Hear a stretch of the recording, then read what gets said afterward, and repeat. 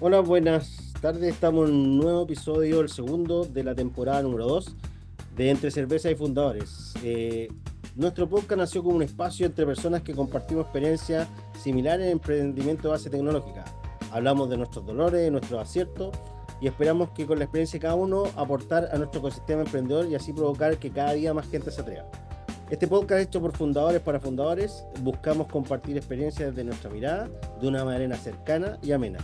Y con ustedes está Andrés Salceo, host, y quien les habla, Luis Contreras, ambos fundadores. Así que Andrés, Bueno, Luis, feliz de estar en el segundo capítulo de la segunda temporada con este gran personaje. Hoy ya está este personaje en la boca de muchos emprendedores, no solamente por lo que ha hecho, sino también por su compañía, la compañía de la cual hoy nos va a contar.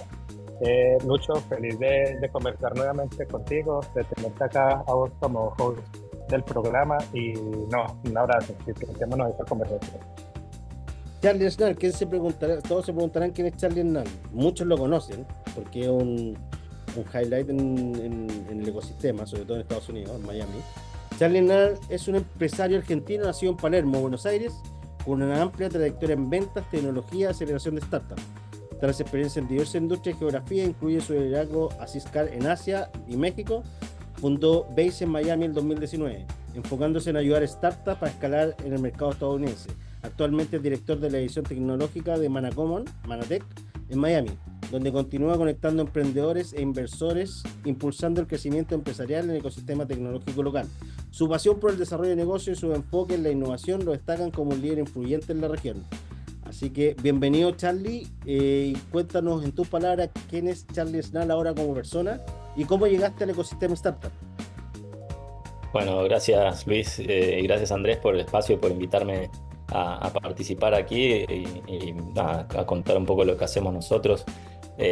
La pregunta de quién es Charles Nalles, creo que es difícil cuando te hacen esa pregunta, es demasiado introspectiva, entonces tal vez le voy a lo fácil, pero bueno, yo soy de naturaleza, creo que más vendedor como de talento así en lo profesional. Siempre fui muy cercano a la parte comercial, que es algo que me gusta mucho, y creo que eso fue lo que hizo también de que empiece a trabajar más en la generación de partnerships y en cómo ayudar a otros a lograr sus objetivos, a la vez logrando los míos o los de la organización con la que estaba.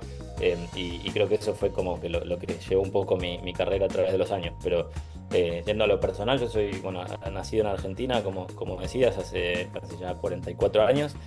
Hace 12 que estoy en Miami y sí, después de una carrera corporativa, digamos, donde tuve también la suerte de poder viajar y salir de Buenos Aires, digamos. En una primera etapa estuve viviendo en España, después en Canadá, después volví para Buenos Aires y luego ya con Asiscar me fui a trabajar en las operaciones, que era como manejar las franquicias de Asiscar en el sudeste asiático, y después fui de country manager a México y después ya a venir a abrir la operación comercial en Estados Unidos como country manager de Estados Unidos. Así que fue un salto que, lo que digo, eso también me fue armando como persona, esto de ir a lugares nuevos, de llegar a un lugar donde no conoces a nadie, donde tenés que generar nuevas relaciones, nuevas comunidades.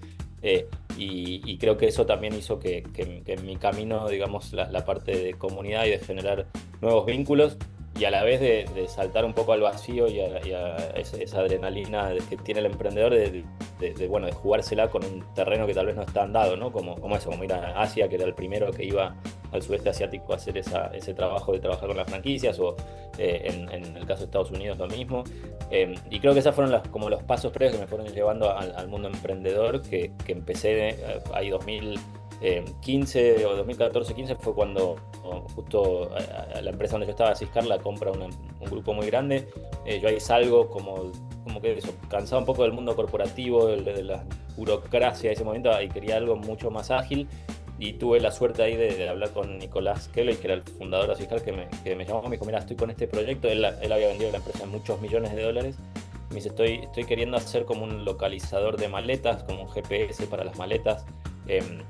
Y ahí me metí y le dije: bueno, vamos a hacer algo así, que aventura diferente y divertida. Así que nos metimos a emprender, él digamos, como con la idea original y ya había hecho como un MVP, un piloto, por decir así, del producto en sí.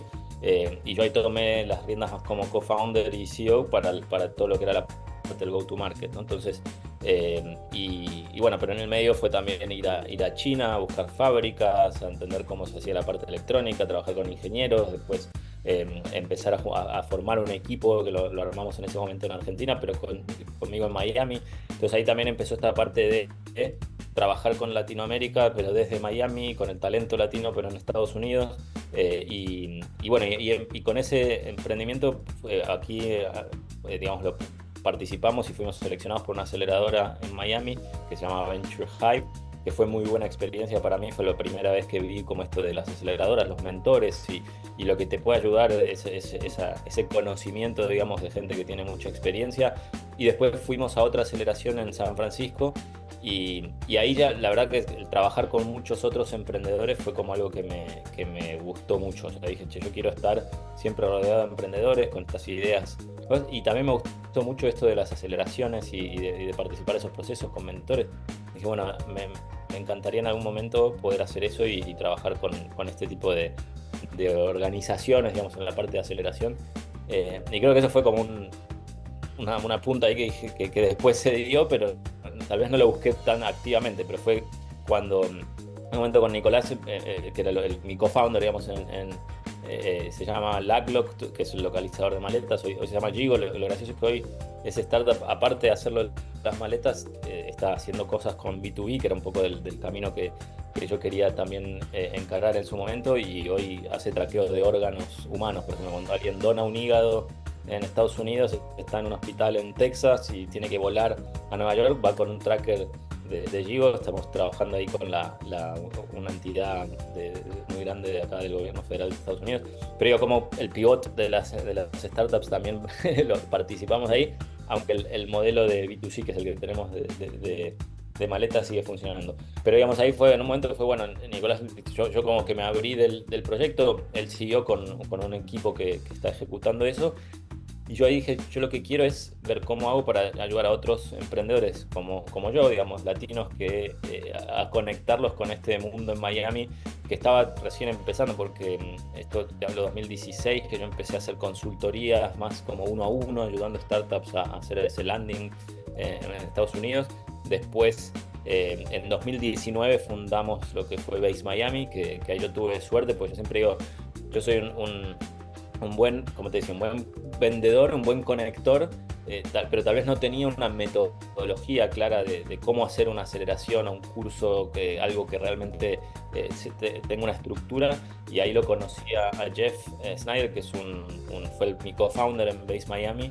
Él fue uno de las cabezas detrás del armado de esos programas, porque venía de Silicon Valley de hacía 12 años haciendo market entry en Silicon Valley para empresas internacionales. Entonces, digamos, él trajo la metodología. Yo traje muchos de los partnerships que ya teníamos tanto en Latinoamérica como en Estados Unidos, y en Miami también en particular. Y después el otro co-founder fue Fernando Cariello, que es un brasilero que hace 20 años que traía empresas de software de Brasil a Miami. Pero él tenía toda la parte más del legal y finance y administrativa, o sea, todo el back office. Entonces teníamos esas combinaciones de los tres, fue lo que armó el gen original de Base Miami, que se transformó en eso, en ayudar a startups a llegar a Miami, a hacerles intros con inversores, con potenciales clientes, ayudar a ver cómo se hacían esos business plans y esos pitches, etc. Y empezó, como te decía, por ahí un poco más artesanal, y después se fue profesionalizando, y ahí nos ayudó mucho. Por eso yo con Chile tengo un vínculo ahí especial. En el caso de Luis, yo digo, Andrés, no te pongas celoso, pero no, porque con Chile la verdad fue el primer gobierno que fue pro Chile, la entidad que nos apoyó y que creyó en lo que estábamos haciendo con Base Miami. Hicimos programas en conjunto donde empezamos a apoyar a emprendedores chilenos ya en grupos de 10, 15.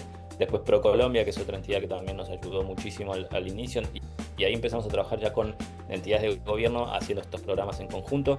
Y también teníamos nuestros programas que salíamos a promocionar y a hacer, como, digamos, lo que hoy es el Miami Immersion Program, que después por ahí les cuento un poco eso, pero de ahí surgió, digamos, esto. Entonces, me fui por ahí un poco de tema, te estoy contando todo No, la buenísimo. historia, pero, Buenísimo. y si querés, bueno, y te cuento cómo pasó de Base Miami a Manatec, fue porque justo en uno de los programas que hicimos estábamos buscando sponsors locales que tuviesen esa misma misión o visión de ayudar a latinos entrando a Estados Unidos y esa conexión. Y ahí lo conocí a Moishe Mana, que es un tipo, nada, que yo digo que es como de estos extraterrestres que a veces uno tiene la suerte de conocer, porque él es israelita, nació bueno, en un barrio, digamos, de clases bajas de Israel y se vino a New York en los años 80 con $400 en el bolsillo y empezó desde lavacopas, después empezó a mudar cajas. Y cuando empezó a mudar cajas dijo, bueno, acá hay algo de la mudanza, entonces le pidió a su jefe que le preste el camión para hacer mudanzas a la noche y bueno, long story short, armó la empresa de mudanza más grande del Tri-State Area, o sea, New York, New Jersey, Connecticut, y así fue como empezó. Y después, como es emprendedor y ya con algo de dinero de su empresa, empezó a meter en temas de arte, en temas de transporte y warehousing de vinos, por ejemplo, y después con los warehousing se dio cuenta también de que empezó a comprar espacios físicos grandes en Bronx no sé, estoy diciendo como en barrios diferentes de las afueras de New York, que después con los años fue creciendo muchísimo el valor de esas propiedades. Y dijo, che, esto de armar barrios nuevos es algo que vale la pena. Y bueno, empezó en New York con el Meatpacking District, que fue uno de los primeros que invirtió en el desarrollo de esa zona, que hoy es uno de los barrios más top de Nueva York. En New Jersey armó todo, tiene un centro que se llama el Mana Contemporary, que es como todo un centro de arte donde hay artistas y proveedores de artistas y tienen un museo y bueno, y con eso hace 20 años vino a Miami y dijo, en Miami es una ciudad espectacular, tiene clima, tiene una ciudadanía, digamos, muy cosmopolita, está ubicado geográficamente para todo, hay mucho también, digamos, llegada, sí, mucha llegada de gente de todo el mundo para acá, y como que, pero le falta sustancia en cuanto a cultura, en cuanto a negocios. Entonces, ¿cómo hacemos para que Miami se transforme en una ciudad que tenga mucho más de eso? Y con esa visión dijo, bueno, en la cultura, bueno, vamos a Wynwood, es una zona que hoy es uno de los barrios también más top de acá de Miami, que cada vez que viene está dentro de los lugares a conocer en Miami. Pero hace 20 años nadie se animaba a entrar a Wynwood porque era peligroso. Él dijo, aquí vamos a armar el centro cultural, y empezó a compró 45 acres, o sea, como 20 hectáreas de tierra ahí y lo que él hacía era activar la comunidad. ¿Qué quiere decir esto? Decir, bueno, tengo todos estos espacios, que vengan emprendedores del arte, que vengan emprendedores del entretenimiento, de la música, a hacer cosas, y yo los ayudo por darles el espacio, con alguna inversión en algún caso, y empezó como a prender el fuego, digamos, de Wynwood. Entre ellos hay un convention center para 10.000 personas, que es el Mana Wynwood, y ahí se hacen conciertos que, claro, cuando empezaron hace 10 años que él empezó, eran para 1.000, 2.000 personas. Hoy hay 3 Points, por ejemplo, son 50.000 personas en 3 días que pasan por ahí. Entonces eso fue como él creó ese barrio. Después se fue, bueno, sigo la historia, cualquier cosa me frena, no me pregunta, pero se fue para Colombia con un socio a invertir en agricultura, porque quería ayudar a lo que va a ser la escasez de comida en el mundo. Entonces tenemos que empezar a producir nuestros alimentos y ayudar a hacer que sea más eficiente la agricultura. Entonces ahí se metió en temas más de impacto social a través de la agricultura, y también de traer tecnología a Colombia de agricultura, digamos, también de sustentabilidad en la agricultura. Y hay toda una organización que se llama Managro, que está en Colombia, que le está yendo muy bien. Pero con eso ahí fue como su conexión con la TAM. Dijo, che, acá en Latinoamérica hay mucho talento, como que una humanidad también que hay que explotar, y que hay mucho acceso también a recurso humano barato, digamos, o más eficiente que en Estados Unidos. Y el talento es el mismo. Entonces, ¿por qué ¿por qué Estados Unidos y Latinoamérica no es una sola gran economía? Que él cree también, que dice, bueno, si China, que es lo que se viene, es una dictadura y tiene 1 billón de personas o más, la única forma de hacerle frente a eso es uniendo todas las Américas, 700 millones en la TAM, 400 de Estados Unidos, ahí tenés 1 billón de personas, y así se puede emparejar un poco esa lucha, por decir así. ¿En esa conexión nace Manatec? Claro, en realidad esa es la visión de Moishe y con esa visión se fue al downtown de Miami y dijo, acá vamos a armar un centro de negocios para todas las Américas y que sea como el Hong Kong de las Américas, que vengan todos para acá. Entonces, porque decías, "Che, no va a venir un árabe o un singapurense, va a ser difícil que vaya a Chile, a Colombia, a Ecuador, pero sí va a venir a Miami y si nosotros traemos de acá lo mejor de Latinoamérica y lo ponemos acá, por ahí sí logramos que esa inversión baje entonces, y dentro de eso, pero era un trade hub global de con distintas iniciativas y ahí dijo, bueno, y hay que hacer el Silicon Valley de las Américas acá, en este espacio, ¿no? Y bueno, ahora ya tiene 80 propiedades en una zona muy histórica de Miami, que es el Flagler District, con esta intención de activar toda esa zona con esta conexión con la TAM. Entonces, bueno, ¿y cómo lo hago? También desarrollando comunidades específicas, tiene toda una parte esta del arte que ya tenía desarrollada. Empezó también con fashion, con la parte de moda, que hay todo un área también, así como está Manatech, está Mana Fashion, que hacen toda la parte de moda. Y después en Manatech la misión era este Silicon Valley de las Américas. Entonces, bueno, en ese proceso yo lo conozco. Sí. Cuéntanos un poco eso, porque todos han sabido que, bueno, todo el centro tecnológico era Silicon Valley, todo era Silicon Valley. Pero luego de la pandemia cambió todo y muchos fondos empezaron a mudarse a Miami. Cuéntanos cómo es ese proceso y si realmente se ha vuelto tan potente, a lo mejor no al nivel de Silicon Valley, pero para allá vamos, ¿no? Sí, total. A ver, te cuento porque fue justamente eso. Él decía, acá hay como un mix de cosas que pueden hacer que funcione y que a Latinoamérica nadie le hace mucho caso porque es difícil, porque es un ecosistema que no lo conocen los americanos y los inversores internacionales. Pues cuando ibas a San Francisco por ahí estaban, él siempre dice como que me llevaban al backroom a ver a los emprendedores de Latinoamérica como que estaban ahí, ¿no? Pero no. Entonces esa era un poco la visión de él. Y cuando yo estaba con Base Miami le conté lo que hacía, me dijo, bueno, está buenísimo esto, ¿por qué venía a hacerlo conmigo, con Manatech? Y bueno, hicimos como una fusión de las dos empresas. Entonces Base Miami pasó a ser parte de Manatech y eventualmente Base Miami lo descontinuamos como marca y nos quedamos como Manatech, ¿no? Pero así fue como que eso fue el nacimiento de alguna forma de Manatech en esta etapa que llevamos 2 años y pico. Y lo que decís, Luis, sí, es tal cual. A ver, yo creo que no hay que, por eso lo de Silicon Valley de las Américas a mí tampoco me encanta, lo digo como para que se entienda lo que él quería hacer, pero que era eso, donde hacemos que se generen estas dinámicas entre VCs, corporaciones, el área educativa, también los privados y los startups, por supuesto, en toda esa mezcla, ¿no?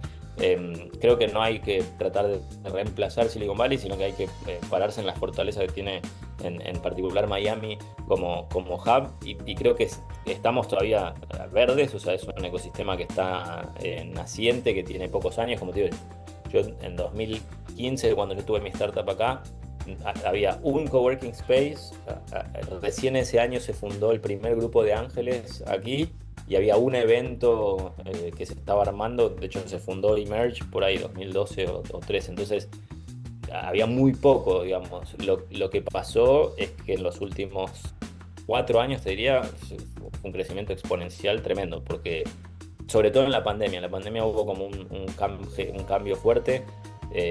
Y hay un momento muy puntual en Miami donde el alcalde de Miami, que se llama Suárez, que es bastante mediático, fue como una intervención que tuvo donde había unos VCs de San Francisco que estaban hablando, diciendo que por qué estamos acá en San Francisco, que los taxis son tan altos, que es imposible que nuestro equipo pueda alquilar un departamento o rentar un departamento porque es muy caro, ¿por qué no nos vamos todos a Miami? Dice, ¿no? Y ahí el alcalde fue a Twitter y puso, ¿y cómo los puedo ayudar? Y ese tweet tuvo creo que 3 millones de retweets.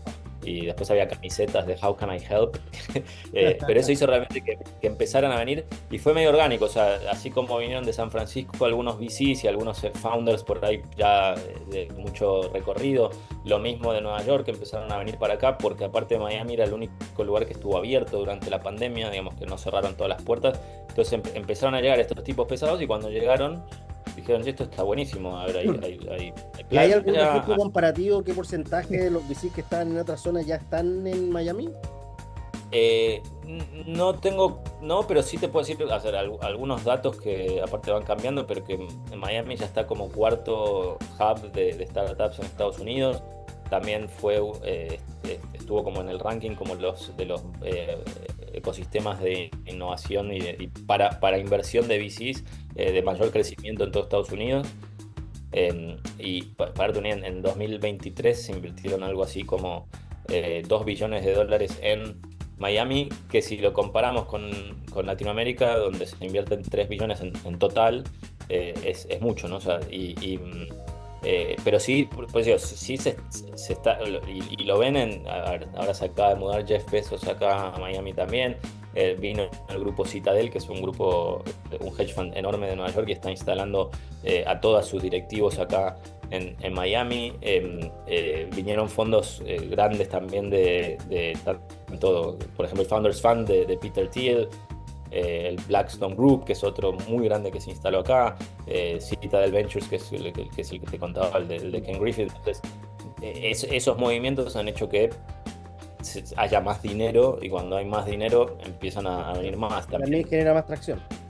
Sí, totalmente. Y por ejemplo, hay un actor acá con el que nosotros somos partners, que es Endeavor, que también consiguió que JP Morgan le pusiera con $500,000 para fomentar su crecimiento, cosa que en Miami era imposible hacer algo así porque no lo veían como un destino para poner. O sea, se iban a San Francisco, a New York o hasta Austin quizás. Entonces, yo creo que lo que tiene Miami es que es como un momentum, digamos, que está pasando ahora, ¿no? Y entonces esa es la dinámica que tal vez digo que es la ventaja que tiene Miami, porque sí, no tenés la cantidad de fondos que hay en San Francisco, no están en Miami. O sea, hay muchísimos más VCs en San Francisco que en Miami.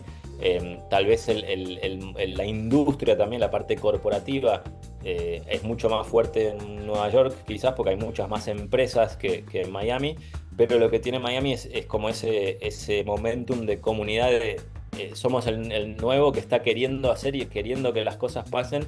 Entonces hace que sea más fácil, sobre todo para el emprendedor latino que está viniendo a una cultura nueva, llegar y que se le abran las puertas de forma... Adicionalmente, esta súper corta conexión desde Miami a cualquiera de esos otros polos que es desde Latinoamérica, así que es un hub súper interesante. Sí, y yo creo que es como cuando estás, es como que cuando eres parte de alguna forma de esa construcción, después los jugos los sacás mucho más que cuando ya vas a un lugar que está muy desarrollado y donde vos vas a ser uno más de una rueda que está, que estar ya, tal vez es difícil meterse en esos círculos. Cuando ya está girando. Más también. Sí, si lo vemos, aunque esto ya es cross-border, desgraciadamente, el elitismo que hay en el mundo emprendedor, en el sentido de que eso, en Nueva York, si no sos de Harvard o de Ivy League o de no sé qué, o en San Francisco lo mismo, si no sos de Stanford. Acá tal vez sí hay mucha más diversidad y realmente es más de si sos un emprendedor que tiene una idea y algo que realmente puede tener impacto. No importa tanto si sos de la high society o no, porque la mayoría de la gente que viene a Miami también, y me pasa a mí, yo que hace 12 años que vivo acá, y me dicen, bueno, ¿y cuáles son las dinámicas de la high society de Miami? Y no las conozco, ¿no? No, porque no fui a esta escuela o no fui a esa universidad o porque no, vivo en este barrio que es mucho más cool. Como todos venimos de afuera, hasta a veces no se sabe cuál es el barrio más cool o el más, no sé cómo se dice, pijo, no sé cómo se dice, pijos en España, más chetos fancy. Más fancy.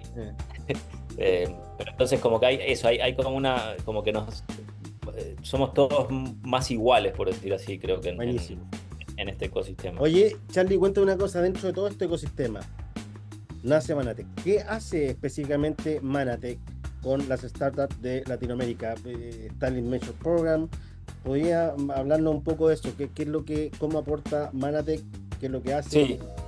Te cuento y trato de lo grande a lo chico muy rápido, pero a nosotros cuando dijimos qué hacemos con Manatech y lo que queríamos era algo que no estuviese, que no existiese o que tuviese un sabor diferente y sobre todo alineado a la visión de Moisho, ¿no? Y esto de unir a las Américas y de Miami como el Hong Kong de las Américas, que vengan todos para acá. Entonces dijimos, bueno, si uno es un emprendedor internacional que está en cualquier parte del mundo y piensa en hacer algo en Estados Unidos, ya sea quiero ir a levantar capital o quiero ir a vender en Estados Unidos, no hay un lugar en particular. ¿A dónde voy? A New York, a San Francisco, a Austin.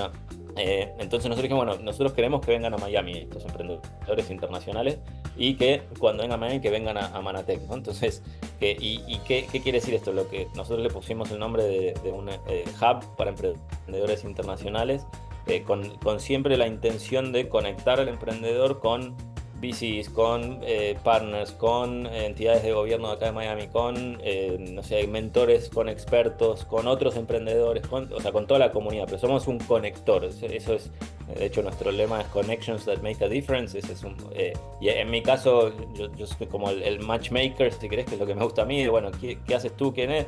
Y bueno, me pasó contigo, Luis, no sé qué eso, que me dijiste, yo hago tal cosa, bueno, te conecto con este y con este que te pueden ayudar, y que ese es en esencia un poco lo que hace Manatec como coordinador del ecosistema, por decir así, o conector del ecosistema. Pero cómo lo ejecutamos es con 4 iniciativas principales. Una son los espacios físicos que estamos desarrollando, que están, digamos, desarrollados para esta comunidad de innovación y tecnología.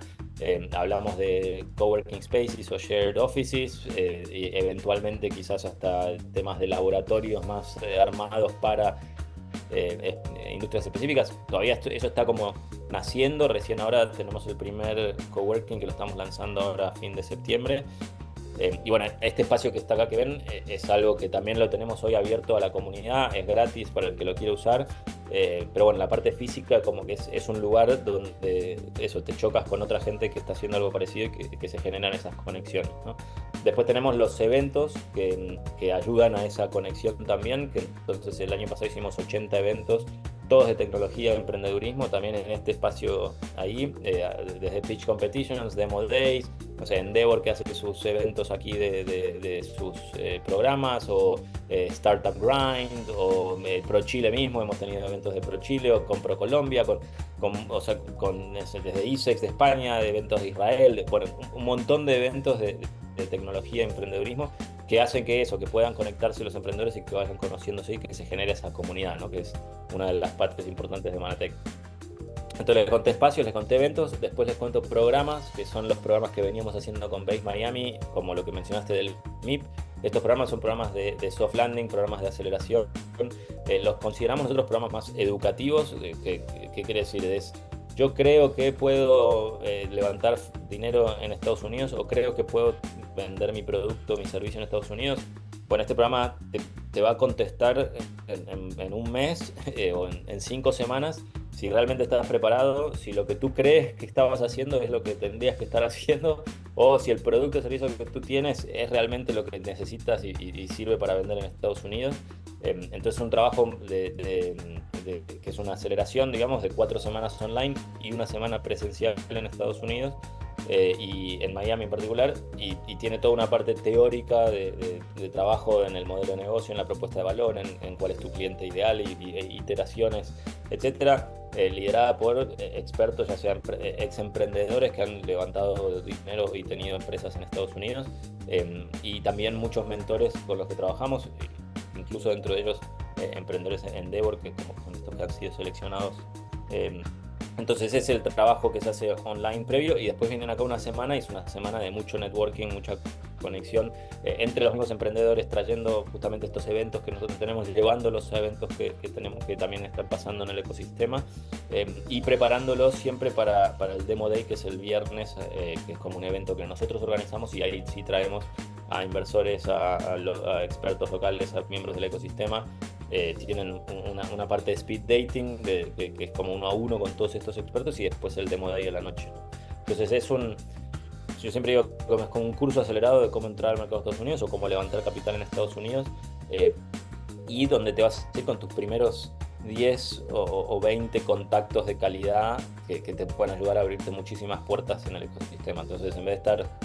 Y eso lo hicimos así, porque vimos y hablamos con un montón de emprendedores todo este tiempo, y eso, están 6 meses o 1 año yendo, viniendo, vengo 2 semanas, después me voy a Chile o a Colombia y después vuelvo, y en total se pasaron 1 año y por ahí invirtieron N cantidad de dólares en viajes y hospedajes, y siguen quizás sin tener claro qué es lo que tienen que hacer o cómo.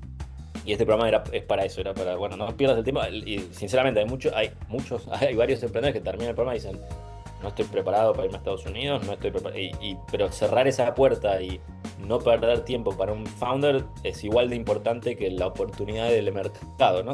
Entonces, también es esa realidad la que muestra el programa. Pero bueno, te contaba, entonces, espacios físicos, eventos y programas. Y lo otro que está, la otra iniciativa que está todavía en beta y estamos tratando de encontrarle la mejor forma es la de Ventures, que es la de poder invertir en los startups que pasan por todo este ecosistema, ¿no? Pero todavía está en ideación, digamos, no está desarrollada. Oye, y cuéntame, en el tránsito de tantas startups latinoamericanas que ustedes han visto pasar por ahí, ¿cuáles serían los principales desafíos que tú consideras que enfrentan estas startups de Latinoamérica? ¿Están mejor preparadas que antes? ¿Cómo vamos con el idioma? ¿Es una barrera? ¿Cuáles son los principales fortalezas y debilidades que traen las startups de Latinoamérica para llegar a Estados Unidos? Sí, a ver, buena pregunta. Yo creo que yo y personalmente, digamos, de trabajar hace muchos años con emprendedores de Latinoamérica, he notado un cambio muy grande en la sofisticación, la verdad, de los emprendedores. Perdón, que antes tal vez estaban muy poco preparados en cuanto a todas estas herramientas que existen de tipo las que te dan en una aceleradora, ¿no? De modelos de negocio, de herramientas para usar, de cómo armar los pitches, de cómo hablar de KPIs o de métricas específicas. Muchas cosas que tal vez hace 7, 8 años en Latinoamérica se veía muy poco de eso. Hoy cada vez el emprendedor viene más preparado. Creo que los mercados locales, Colombia como ejemplo, Chile sin duda creo que es si no el líder. Obviamente, a ver, sacando Brasil y México, que para mí son dos animales distintos, hablo más de Sudamérica. Chile fue es uno de los ecosistemas que mayor desarrollo ha tenido en cuanto a apoyos de gobiernos también y bajada de fondos, porque al final todo es dinero y todos necesitan el dinero para poder fondear acciones, pero eso ha hecho que muchos emprendedores chilenos e incluso emprendedores argentinos que se iban para Chile para aprovechar estos programas y estas cosas del ecosistema de Chile. Colombia ha hecho también un trabajo muy muy fuerte en posicionarse y ya lo están haciendo a nivel ciudades y regiones. Diría que en este momento es mucho más fuerte que el chileno, ¿eh? Sí, por eso por eso lo notamos, digamos, Chile y Colombia como casos que se ve desde afuera y por conocer los ecosistemas, cómo se ha desarrollado y eso, y la preparación a la que pueden acceder los emprendedores sobre todo. Entonces, eso creo que ha ayudado muchísimo. Sí, el idioma te diría que es un problema, pero no es tan alto en Miami en particular, porque en Miami el 80% de la gente habla español, digamos, entonces se puede, si quieres hacer ese soft landing, en Miami tal vez el idioma no es un bloqueador tan fuerte como si lo es en otros estados, ¿no? Pero sí... ¿Cuándo hablar con los inversionistas? Claro, sí es importante que siempre decimos, alguno del equipo de fundadores tiene que meterse a hacer algún curso de inglés intensivo y sobre todo el que está pensando, porque es otra de las cosas que le decimos. Creemos que para que un emprendedor tenga éxito en su intento de levantar capital o de mudar su startup de alguna forma a Estados Unidos, el founder se tiene que mudar y venirse acá a vivir. Quemando los puentes, como digo yo. O sea, justo lo hablaba el otro día también con Andrés de Techstars, que él es el que manejaba el programa de Miami, que ahora se fue a Nueva York, y me decía lo mismo. Dice como que sí, yo lo que les digo es que si te quedas mirando lo que tienes en Latinoamérica y nunca vas digamos, a dejar todo para que los Estados Unidos funcione, porque eso nos pasa. Es bueno, ¿no? Pero cuando las cosas se ponen difíciles, a veces me voy a mi lugar seguro, que es lo que tengo en Latinoamérica, ¿no? Y entonces la idea es, así como lo hicieron inicialmente, que bueno, o dejé todo en la corporación, entre comillas, para hacer mi startup, o bueno, dejé una oportunidad de trabajo, lo que sea, para hacer mi startup. Acá hay que hacer casi lo mismo y creo que es lo más difícil, porque es muy difícil que el emprendedor se anime a ese salto y que pueda dejar lo que ya tiene allá, ¿no? Pero es eso y esa mentalidad también, que es otro desafío, que es la mentalidad de principiante que hay que tener aquí, de venir sabiendo que no sé nada, entre comillas, o que sé mucho menos de lo que creo, y abierto a escuchar y aprender y a cambiar las reglas del juego, de lo que me funcionó a mí en Chile, en Colombia, en Uruguay o en Argentina, no es lo mismo que va a funcionar en Estados Unidos. Y Claro, entonces tengo que tener esa mentalidad, porque nos pasa eso, que muchos tal vez el problema es más esa mentalidad de no, pero si yo ya sé cómo se hace esto, yo conozco esto perfecto y sé lo que tengo que hacer y aquí las cosas funcionan muy distinto, ¿no? Entonces, creo que ese es otro desafío. No sé, bueno, por ahí no quiero hacer tantos desafíos, pero también el tema del dinero es importantísimo porque es un mercado muy costoso Estados Unidos que para venir a probar, digamos, yo siempre digo, mira, y probar incluso que venga un founder a instalarse, a tratar de desarrollar negocio o conseguir inversión acá, y haciendo pruebas de marketing, por decir así, porque hasta que encuentres el market fit en Estados Unidos, te va a llevar unas iteraciones de pruebas diferentes, vas a tener que invertir algo, entonces que estás hablando de, no sé, de entre 200 y 250 mil dólares y 18 meses, que es un invento más o menos realista de lo que puede tardar una startup en encontrar si hay algún market fit acá, ¿no?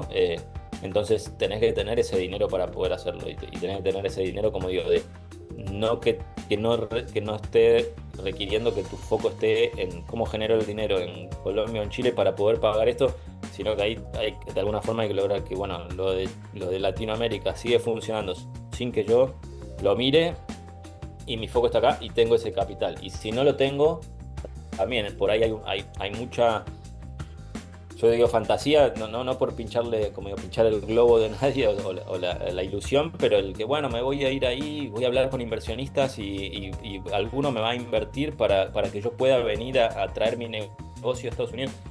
Te diría que si vi alguno, o sea, los cuento con la mano, porque es muy difícil que un inversor que está aquí en Miami, en Estados Unidos, diga, sí, bueno, yo te voy a invertir para que tú vengas a probar a Estados Unidos.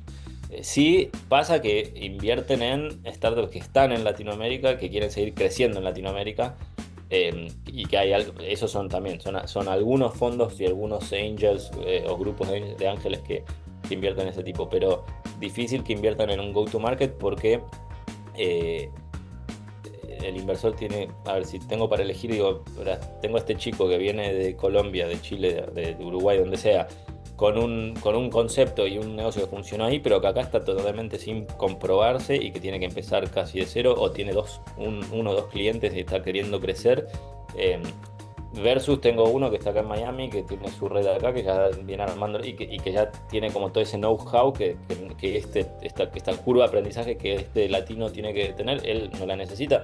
Entonces, la plata se la doy a él, ¿no? O sea, entonces eso, normalmente nosotros decimos, bueno, de alguna forma entiendo que entonces sí, bueno, es muy fácil decirlo, pero puede serlo muy difícil, pero es cómo consigo el dinero en mi país, en mi región, con los fondos que yo conozco, que crean en mi proyecto para llevármelo a Estados Unidos, pero muy difícil venir acá y conseguir el dinero acá. Dale, en ese sentido,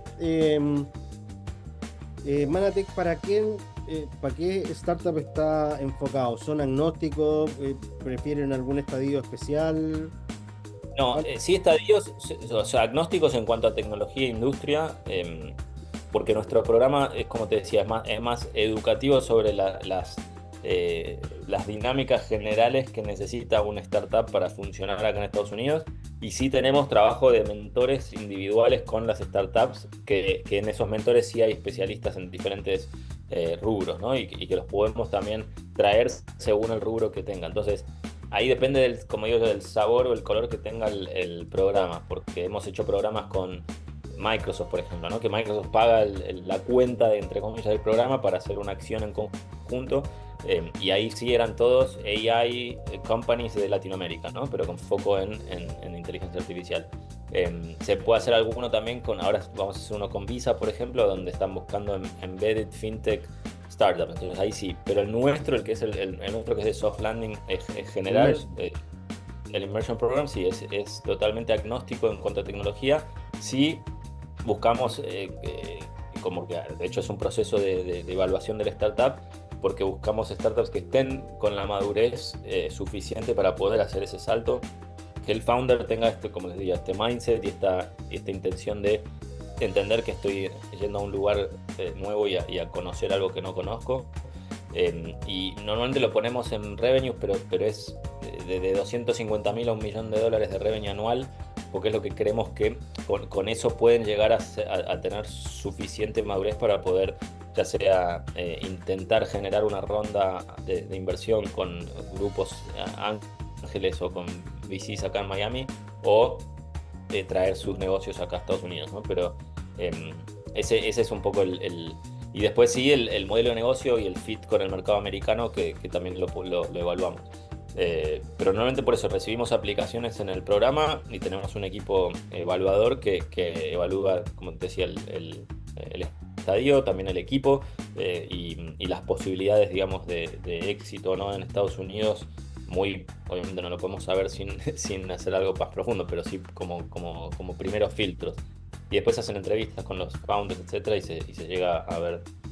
Y somos por eso, nosotros somos una non-profit, pero, o sea, no legalmente non-profit, pero sí nos comportamos como eso, o sea, no, porque ese es también el espíritu de Moya, aunque estamos tratando de hacer algo que sea sustentable financieramente, o sea, que no le cueste dinero a él, hoy le cuesta dinero, pero sí lo que decimos es que nosotros al startup somos muy sinceros y les damos feedback de, mira, no estás preparado, te falta esto, porque tenemos gente en el equipo que son expertos, que son los que hacen esas entrevistas y pueden dar ese feedback, ¿no? Buenísimo. Oye, cuéntame una cosa, ¿cuáles son los errores más comunes que enfrentan los emprendedores cuando intentan escalar su modelo en Estados Unidos? Bueno, creo que algunos por ahí te dije de estos que son errores de cabeza, o sea, de tener un mindset equivocado, errores de pensar que pueden conseguir el dinero acá y que necesitan también.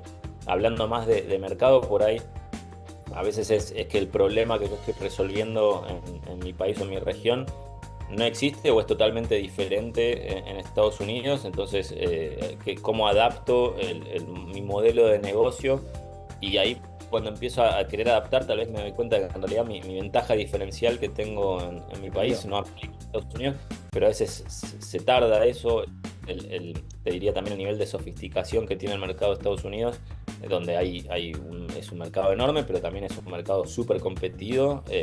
Entonces quizás muchos emprendedores de Latinoamérica que vienen con servicios o con un modelo de servicios y que han crecido abarcando distintos rubros, ¿no? de clientes. Entonces, bueno, sí, yo empecé con un producto que le servía al mundo de los seguros, y después me fui a los bancos, y después de los bancos me fui a, no sé, gobierno, y tengo toda una suite de servicios para todos clientes distintos.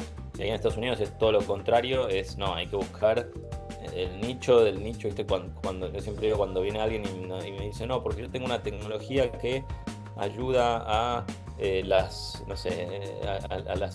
centrales eléctricas a eficientizar el proceso de encendido del chip 78. Buenísimo. Eso me encanta, porque es un problema muy, muy específico y que te hace a ti ser un especialista en ese problema.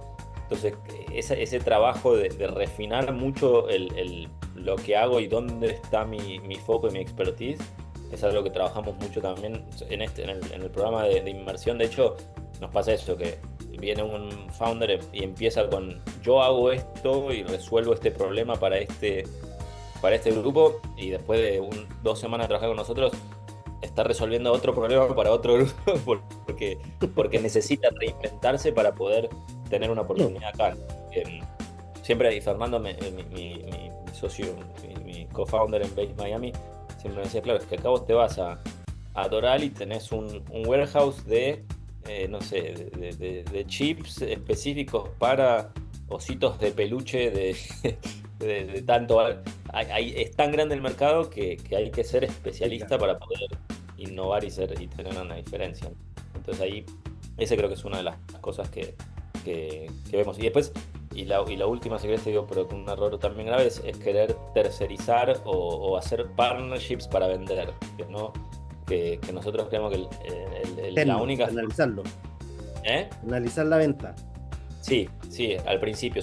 sobre todo. O sea, no, bueno, voy a contratar un vendedor, o no, sí, mi cuñado, el marido de el primo de mi hermana vive en Miami, entonces él va a vender mi producto que me va a ayudar a abrir puertas, y no funciona, o al revés, o no, voy a contratar un vendedor, porque salir a contratar un vendedor es carísimo. O sea, un buen vendedor en Estados Unidos es muy caro. Segundo, un buen vendedor en Estados Unidos es muy raro que vaya a trabajar por una empresa, una startup de Latinoamérica que está llegando, porque ¿por qué va a dejar su vida, su comodidad, y va a atraer a todos sus contactos y toda esta fuerza que ha hecho confiando en una empresa que todavía ni siquiera entró a Estados Unidos, que no sabe? Entonces, al acceso a talento que yo tengo son normalmente vendedores o que hacen esto cada 2 años y trabajan para una empresa de Chile 2 años y después se van a trabajar con una de Colombia y que son muy buenos vendiéndose a ellos mismos, pero no, no a lo que tienen que vender. Digamos, vendedores, no sé por decir, suena feo, pero que tal vez no tienen ese talento, no tienen esa red de contactos y bueno, agarran el trabajo porque necesitan el trabajo y no es...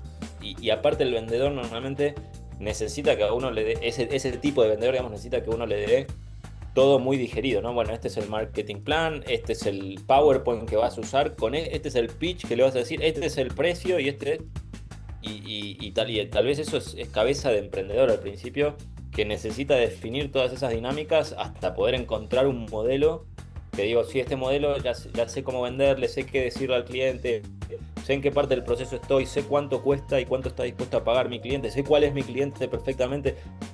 Recién ahí yo puedo agarrar y cuando cerré los primeros 5 iguales, darme vuelta y decir, bueno, ahora puedo traer un vendedor y lo voy a entrenar en cómo se le vende esos 5. Pero ese proceso, tercerizarlo, ¿no? Y después eso, los partners también, que no, porque tengo un proveedor de tecnología que ya le vende a hospitales, entonces va a vender mi producto. Tampoco funciona porque ese tipo vende productos que están recontra probados, que sabe cómo vender. Lo mismo, ya tienen todo un manual de venta muy claro. Y aquí es mucho el discovery, ese es muy difícil que lo haga alguien que no sea o el founder o C-level de la empresa o comercial, pero que tenga ese gen de entender la empresa muy bien, las capacidades, las necesidades y de poder ser como intermediario con ese cliente. Así que esa diría que es otro de los errores que vemos. Charlie, yo tengo ahí una pregunta, Luchito, y es, en estos días discutíamos ahí en el grupo, Charlie, también si en algún caso, pues tú ya has dicho que hacer un pitch en Miami no necesariamente tiene que ser en inglés, es ideal que haga, que pues, o sea, es ideal que le hiciera al que no es un founder, tuviera esa capacidad de hacer el pitch 100% en inglés, que fuera ese curso rápido. ¿Has visto casos donde algún founder contrata un tercero que habla inglés o que tiene eso para que haga el pitch? Charlie, ¿es esto viable? ¿No es viable? Si se hace, no se hace. ¿Qué tan efectivo es al pitch normal que uno con la pasión de founder lo puede transmitir? Bien, buena pregunta. Y sí lo he visto, Andrés, y para mí fue muy mala la experiencia, sinceramente, porque que alguien que no sea el fundador o el co-founder o que sea parte del ADN de la compañía venga a hablar sobre el sueño que está queriendo armar, porque en definitiva, a ver, el storytelling de una startup es súper importante porque estás vendiendo un sueño, no una realidad, ¿no? Estoy yendo hacia allá y ese es mi sueño y yo tengo que creer tu sueño y hacer que otro lo cuente es muy difícil. Yo creo, y aparte, te diría más, para mí el pitch, y es una de las cosas que trabajamos mucho acá, tiene mucho también de emoción, de cómo conecto con la audiencia y tengo 6 segundos para llamar la atención y entonces ahí tengo que poder contar algo que realmente al otro tipo diga, che, mirá qué interesante, lo quiero escuchar a esta persona, y eso es difícil de replicar con otros. Y te diría que hoy en día, con todas las herramientas que hay, hasta de inteligencia artificial, ¿no? Por ahí es mejor decir, bueno, mira, yo vengo con un prompt acá y tengo un iPad donde te traduce lo que yo te voy a decir en español y te picheo en español, pero acá te cuento, lee lo que dice acá para, no sé, estoy inventando, ¿no? Pero, y ya debe haber algún traductor en tiempo real. Sí, ya sabes qué pasa. Por eso, alguno que vos le hablás y que habla en inglés mientras tú estás hablando en español, pero digo, no, yo no lo... Eso, yo prefiero mil veces un emprendedor que no habla español y que tiene las cosas claras y que sabe cómo contarlo y bueno, tal vez sí el traductor que sea algún intermediario, ¿no? Pero sí, no creo que se pueda tercerizar eso. Oye, una consulta que me llama la atención y que también se ha hecho en algún punto en algunos de los grupos en los que pertenezco es, se habla mucho que hay muchos fondos de inversión en Estados Unidos que invierten en empresas solo de Estados Unidos. Si viene una empresa de Latinoamérica y se constituye en C Corp Delaware, ¿los inversionistas americanos lo consideran como una empresa latina o lo consideran como una empresa americana ya? Porque la inversión se va a realizar ahí. Yo creo que hoy te digo, Luis, ya eso por ahí hace 10 años era un tema. Hoy casi todas las startups que están, incluso que empiezan a pensar en inversión, y si no, también les digo, háganlo, se incorporan en Estados Unidos con una C Corp en Delaware, que hoy se puede hacer, siquiera moverte de tu país, metiéndote online, y no voy a decir cosas porque tenemos partners que se dedican también a abrir esas compañías, pero es muy, muy simple hacerlo, y sí, el inversor americano, digamos, sin duda que tiene que estar acá, sobre todo la plata y las transacciones es por ahí lo importante que estén en Estados Unidos, porque se sale de la regulación y de los problemas esos legales, administrativos que hay en Latinoamérica, que es por ahí el miedo de esa inestabilidad, ¿no? Entonces, todo lo que se pueda mostrar que no, mira, nuestras transacciones las estamos haciendo o tenemos nuestros fondos allá y estamos incorporados en el Delaware, sin duda te da un layer, digamos, de credibilidad mucho mayor con el inversor americano. Pero distinto es el modelo de negocio, porque yo tengo mi cuenta en mi C Corp allá y tengo mi cuenta en banco en Estados Unidos, pero toda mi operación y mi modelo de negocio está en no sé, Chile, Perú o Colombia, Ecuador, y ahí es donde me manejo. Y ahí ya es otro expertise en el sentido de que tenés que encontrar los inversores que crean y quieran invertir en Latinoamérica, que te diría que es la gran minoría también. O sea, para darte una idea, solo el 3% de todo el VC mundial va a Latinoamérica, o sea, el 3% de la plata, ¿no? Entonces, esa, si querés, es una de las misiones nuestras, que es, bueno, ¿cómo hacemos para evangelizar más, para traer más dinero a Latinoamérica? Y ahí es donde también deseamos y cruzamos los dedos que los gobiernos se pongan de acuerdo, porque el problema también es ese, que hoy un inversor va a invertir en Chile con el gobierno actual de Chile porque hay ciertas reglas de juego y en 2 años hay otro. Hablo en Chile y peor Argentina ni voy a hablar porque es otro que hay crisis cada 3 años. Y te digo, ahí por ahí uno que lleva un poco más de ventaja es Uruguay, que por eso está haciendo mucho trabajo de posicionarse como un hub también de innovación, porque hace casi 50 años que, más allá del cambio de gobiernos, e incluso ha tenido gobiernos muy socialistas, por decir así, y otros gobiernos mucho más capitalistas, por llamarlo de alguna forma, pero sin embargo la estructura de decisión del gobierno no ha cambiado. Entonces ellos pueden decir, mira, hace 50 años que seguimos una línea de trabajo que es seria y que no lo puede decir casi ningún país, porque nuestros países, hablo nuestro, de Colombia o de Chile o de Argentina, etcétera, van cambiando cuando cambian esos gobiernos y cambian las reglas del juego. Entonces ese es el principal problema que tiene un inversor americano para invertir en LATAM, ¿no? Por eso, si yo puedo llevar mi negocio a Estados Unidos, tener una operación en Estados Unidos que esté creciendo, bueno, ahí, seguir creciendo en LATAM, pero de última también en Estados Unidos tenés algo, bueno, me diversifica un poco el riesgo, ¿no? No, buenísimo. Charlie, se me quedan un montón de preguntas, pero se acaba el tiempo también. Es que hablo mucho yo. Ha sido interesante. Me encantaría que le dijera a la gente que nos escucha cómo llego a Manatech, cómo postular, qué hacer, y invitarlo a participar dentro de esto. Dale, buenísimo. A ver, lo mejor siempre es redes. Nosotros somos muy activos en LinkedIn y en Instagram. Ahí si ponen Manatech, que es Mana espacio Tech, TSH, y que nos sigan. Manatech Miami es el handle en Instagram. Y sí, en LinkedIn es Manatech, o sea, Mana espacio Tech. Porque ahí estamos constantemente comunicando los eventos que tenemos, los programas que están saliendo, etcétera. No te voy a dar el URL porque sí es el Immersion Program, que es Immersion. Lo vamos a colocar acá en la descripción del capítulo. Buenísimo, entonces es immersion.manatech.com, Immersion es con doble M, después se los paso. Ahí pueden entrar a los programas ya directos para aplicar. Y en las redes se van a enterar. Nosotros, de hecho, tenemos hasta los eventos están en Luma, pero entonces en nuestras redes van a poder ir viendo todos los eventos que hay. Después se pueden registrar a los que son abiertos al público. Entonces, que también decimos siempre eso antes de venir a Miami, métanse a ver qué está pasando, qué hay necesidad, con quién puedo conectar. Y bueno, esa es la mejor forma de estar en contacto con nosotros. Buenísimo, Charlie. De hecho, quedó abierto tal como una serie, listo para un siguiente capítulo donde volvamos a hablar con Charlie acerca de las cosas que se nos quedan en el tintero, que fueron varias. Pero los temas son muy interesantes y creo que hay muchas startups hoy en día que quiere llegar a Estados Unidos. Un tema por la diferencia en el founding y lo otro por el mercado, que también es mucho más atractivo que otros mercados. Y quienes piensan global, Estados Unidos es un must en los destinos que tiene que haber. Así que muchas gracias por el tiempo, Charlie, y nos vamos a ver en otra entrevista en algún momento porque hay que complementar todo lo que se habla acá. Buenísimo. Bueno, muchas gracias por el espacio, chicos. Muchas gracias. Gracias, Charlie. Y hasta la próxima. Nos vemos.